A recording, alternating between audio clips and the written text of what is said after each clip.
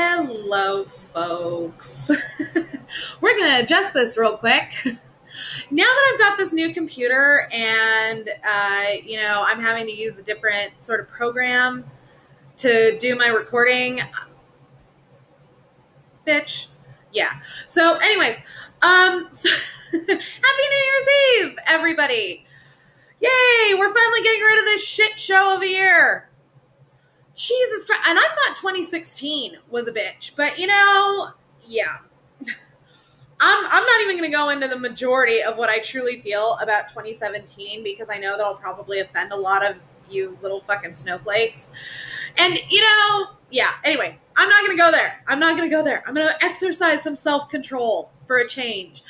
But I wanted to make this video because originally I had the idea to make a video where I get to discuss the Gilder point of view on the Avery case. And so I had decided that that's what I wanted to do for my next video. I wanted to finally just, sit down and have a semi-dialogue. I say semi because it wouldn't be these people answering me in real time. I wanted to have a semi-dialogue with the Gilters, with people who believe that Stephen Avery is guilty, and, just sort of address what it is that they feel is the linchpin, the piece of evidence that really did it for them with regards to feeling that Stephen Avery is guilty. Because I feel it's not fair. I feel it's not fair of us truthers to not give them the same airtime that we would want and that we try to impose upon them. I felt that it wasn't cricket, so to speak. I felt that the only way to really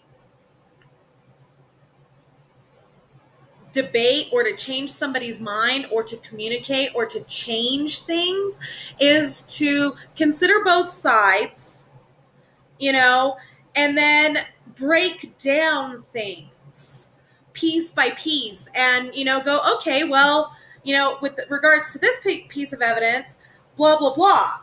Here's the issue, though.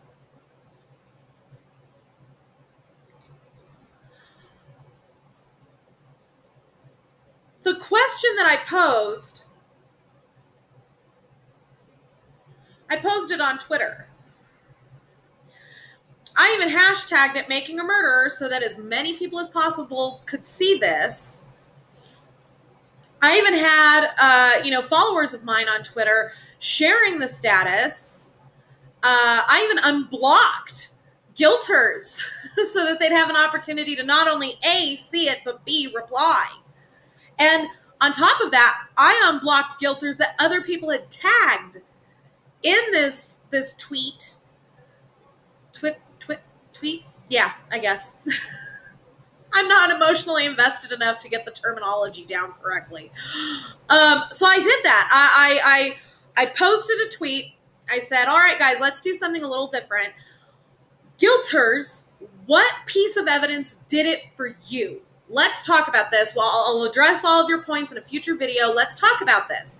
And we can address what it is that you feel was the number one piece of evidence. End of story. I posted that shit on December 26th. It is now New Year's Eve. I got one response. Guess what it was? The fucking cat. That's what you guys have decided is the linchpin? That's your big dance number? Is the fucking cat? And the person that I talked to about this, we addressed this. I said, okay, I can understand how that would make you feel a little icky. It makes me feel icky. I'm a fur mama. I have cats. Well, we have the one cat. She just had kittens. So technically, I have a cat and then 4/4 of a cat. Because they're all teeny tiny still. They're like 2 weeks old. And yeah, and I love cats. I love cats. I love dogs. I love animals. And so yeah, that always made me feel a little icky. But at the same time, you know, he was one in a group of four, and plus it was 20 years before Teresa Halbach's murder. So it doesn't apply. That's not evidence. When I say evidence, kids, what I'm talking about is physical, tangible evidence. It's not hearsay. It's not a bullshit fucking having nothing to do with it shit from 20 years earlier. It's none of that. I'm talking evidence. Actual fucking evidence. I expected to hear shit like, you know, oh, well, her bones were found in the burn pit. Or, and again, can't even definitively identify them as Teresa Halbach's. They've only been partially identified. And even then, we're not even, they're inconclusive. It's inconclusive. You know, I expected to hear like, oh, well, you know, his blood was in her car. You know, I expected to hear shit like that. I didn't expect to hear the cat. And then, you know, once we discussed it, the person was like, okay, I can see the point. It really has nothing to do with the price of tea in China. And beyond that, it's been nothing. And I've retweeted this several times. I've had followers of mine retweet this several times. Nothing. It's been fucking crickets. Really, guys? Okay, so let's address some of the shit with regards to this, because I know that over the course of the last 2 years, I've gone through this case file a million times. I've produced well over 350 videos on just the Avery case alone, just the Avery case. You know, I've done a lot of videos on the Avery case. We've pulled apart minutia in the evidence, you know, and so let's talk about the evidence that people that could be what points towards his guilt. Okay, let's do that. And we're not going to do all of it because I don't feel like it. We're just going to talk about the high points. All right, let's address the number one. The number one. The shit I hear all the time. And what cracks me up is I hear it all the time, and yet when I ask the fucking question, nothing. I didn't get a response, let alone this response on my question. So let's just address this.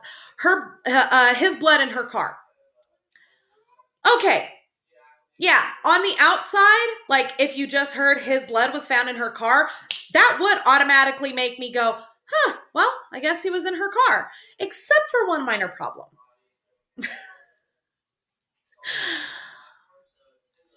His blood was found in her car, but it was not found where it should have been.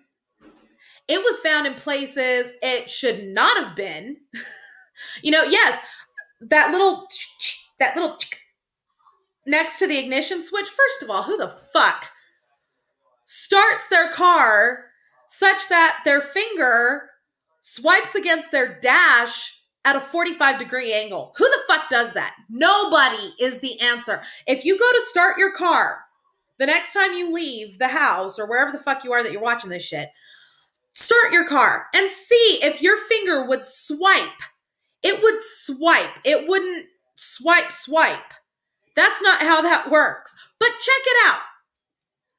You know, if you want to take a video while you do that shit just to prove me wrong, by all means, I'm on Twitter, Mama Phoenix 6. Feel free to upload it. I'm getting these clackies from my hair stick, and it can be semi-distracting. Let's just push that down a little bit. You know, the narrative that was put forth by the prosecution with regards to how her blood ended up in the back of the car. Okay, except none of Stephen Avery's...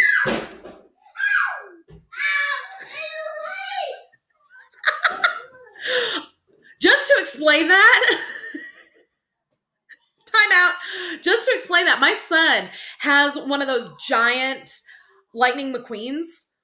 his dad bought it for him. It's just this huge fucking Lightning McQueen. And unfortunately, in the third movie, there's a massive scene of a crash at the start of the movie with Lightning McQueen. Just spoiler alerts in case anybody doesn't have kids and hasn't watched it yet. Lightning McQueen crashes. My son loves to recreate that crash scene with his giant Lightning McQueen. All day long, lightning is crashing in my house, and it drives me batshit crazy, as if I wasn't already there. So it's been fun. Okay, so Teresa Halbach's blood was found in the back of her car, but Stephen Avery's wasn't. If he had an actively bleeding wound to his hand, why wasn't his blood found in the hatch in the back of her car, in the cargo area? No, it wasn't. It was found in the front seat area of the car, and then it was found in the back seat area of the car where the latch is that you pull to like make your back seats go forward so you can use your car kind of like a truck. It was found there, but the seats were not up to indicate that that's what he had done, that he had released the latch. None of the blood evidence makes sense. If you mentally go through the car with the mental wound on your finger that Stephen Avery had, and you follow the narrative of the prosecution, you follow the timeline of the prosecution through how this crime panned out, it doesn't pan out. Why would his wound be actively bleeding at the time that Teresa Halbach died, but it's not actively bleeding when he puts her in the back of the car? It's not actively bleeding when he takes her out of the back of the car, but it's actively bleeding from the commission of the murder enough to get in the front seat of the car and drive it to the place that it's found. And nowhere in this narrative does it state that Stephen Avery went into the back seat area of the car. Do you see what I'm saying? Qua. Then I get this one a lot. Again, I get it a lot, and yet when I ask the question outright, crickets. Nothing. He is really cheering on Lightning McQueen right now. It's fucking cute as shit. And for you assholes getting ready to talk shit about how I'm smoking with my kid, blah, blah, I'm in a whole separate room of the house. The window's open. I get this one a lot. Again, not on my direct question, but I do hear it a lot. The bullet was found in the garage. Okay. First of all, it was a fragment. Second of all, yeah, it had her DNA on there, but it didn't have anything else. It didn't have blood. It didn't have bone. It didn't have skin. It didn't have hair. It just had her cells on a bullet. Hold on a second, kids. I've got to quiet this little monkey down. Apparently, Lightning was really getting out of control. Earlier today, he got a Lightning McQueen track for Christmas, and we put it together, and it's like one of his favorite things in the world, obviously. And earlier today, he pulled it apart, and then he threw a temper tantrum because it was no longer put together. Oh my God, the logic of a 3-year-old.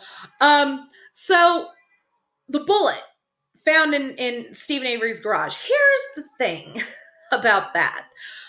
Yes, her DNA was found on the bullet. Nothing else was found on the bullet. Not her blood, not her hair, not her bone, not nothing. No skin, nothing. Just her DNA. What? Guys, and then on top of that, the caliber of the bullet is a .22. How the fuck did that bullet get into that garage in the first place? I've never seen a .22 do a through and through. Ever. Let alone without any biological material left on said bullet. It doesn't happen. Therefore, that evidence is compromised. It's not a slam dunk. And on top of that, that garage was dug up. Like, they pulled out pieces of fucking concrete, but the bullet in question wasn't found until 4 months later.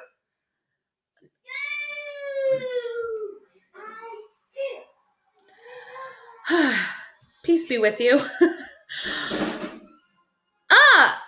Well, her stuff was found in Stephen Avery's burn barrel. First of all, the burn barrel that her cell phone and her Palm Pilot was found in was not actually on Stephen Avery's side of the property. It was on Barb Paddock's side of the property, actually far away from Stephen Avery's house. Why would he take that, burn her stuff? Let's go out on a limb here and say that that specific burn barrel was next to his house at the time of the crime. And he burns her shit in there. Never mind that it's just a cell phone and just a Palm Pilot, and for whatever reason, no purse, no keys, no nothing. Why would he burn these things and not burn her day planner? Why would he burn these things and not burn her purse? Why would he burn these things and not burn anything else? And why the fuck would he go to the trouble of burning her shit but leaving her car on his property? That makes no sense, but I digress. Why would he burn this shit in the burn barrel next to his house and then move it to another location where someone else, like his sister, like her sons, could look into this burn barrel? And it's not like he made any attempts to cover that shit up. That shit was floating on the surface. Why would he move it to another location where there's a possibility of somebody else other than him looking into this burn barrel and seeing this stuff? Why? Why? It makes no sense. The other one I hear a lot, her bones were found in his burn pit. Okay, let's talk about that. Take a sip. Let's talk about that. Her bones were found there, but first of all, the belts, the steel belts from the tires were not melded to the bone. How the fuck do you have a fire hot enough going to burn bone, but not, and to cause that level of disintegration in a human body, but not enough to, number one, separate the wires in the steel belt of the tire apart? I mean, that shit was pristinely intact. It was fucking ridiculous. And number two, have at least some of that steel, some of that metal fusing to the bone. That's suspect right there. Not to mention that there's no smoke, there's no residue of a tire fire on any of the nearby buildings. Nobody smelled anything. First of all, tires. Have you ever smelled a tire fire? It is so gross. It's this really heavy, chemically, yikes, stench. And nobody smelled that? Then you add in a burning human body and nobody smelled anything? Bullshit. Bullshit. I'm sorry, but no, it doesn't happen. Now, I've had some people ask me, well, what about, Stephen Avery lying on the stand and talking, or not lying on the stand, but lying and saying that he didn't have a bonfire on October 31st. First of all, I am not entirely sure that he lied about that. I mean, in Scott Taddock's original statement to police, he said that there was no fire. There were actually a few people that said that there was no fire on October 31st. Several people, as a matter of fact, have said this. Only over time did it change to he had a fire going and there were tires burning and the flames were 5, 6, 7, 8 feet, 9, 10 feet high. Only over time did that happen. But a lot of the initial statements were he didn't have a fire that night. So there's that. Trust your first instinct. It's usually correct. So that's the issue there. And like I said, we're not going to hit all of the shit that could point towards Stephen Avery's guilt. We're not going to hit all of it because, I'm not sitting here talking for the next 2 to 3 hours. I got shit to do. Got to go grocery shopping. What I am going to say is I find it interesting that, I finally asked directly the question because I want to have an actual productive discussion. But then nobody answered me. Nobody had anything to say. I found that really strange. You know, and if you guys, if any of the people watching this believe that Stephen Avery is guilty and you want to communicate that to me, fine. Do so in the comments. I'll do another video. I'm happy to do it. But as it is, at this point in time, I have yet to get a reply to my question. What is the piece of physical evidence that points you to the conclusion that Stephen Avery is guilty of this crime? That's my question. I've already asked it. Nobody fucking answered me. I'm asking it here again so that maybe, you know, cast a wider net, see if anybody else will say anything. Okay? Okay. Now that we've discussed that, I just want to put a little addendum at the end of this video. We still have not found Jessie Grace Montejano.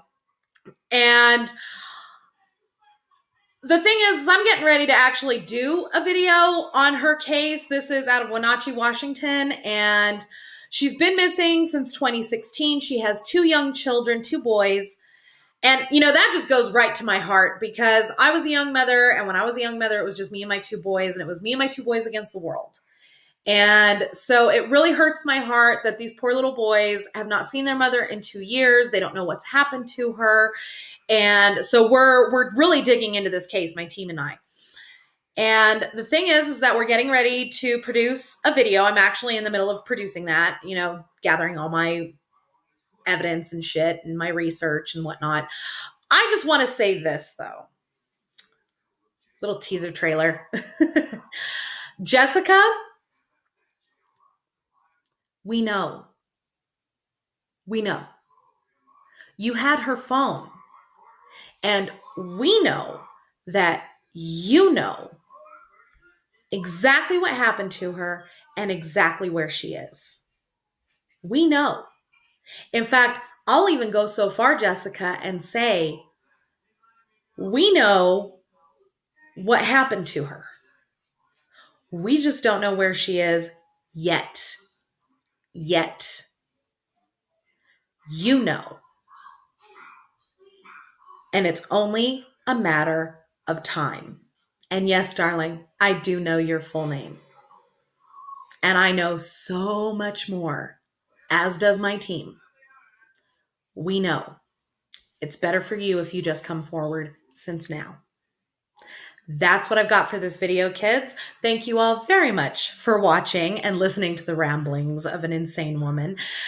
Don't forget to subscribe to me here on YouTube. Don't forget to follow me on Twitter, Mama Phoenix 6. Boogie on over to the About page here on my channel. You'll find everything from my Facebook fan page to my Pinterest boards. Thank you all very much for watching, and we'll see you soon.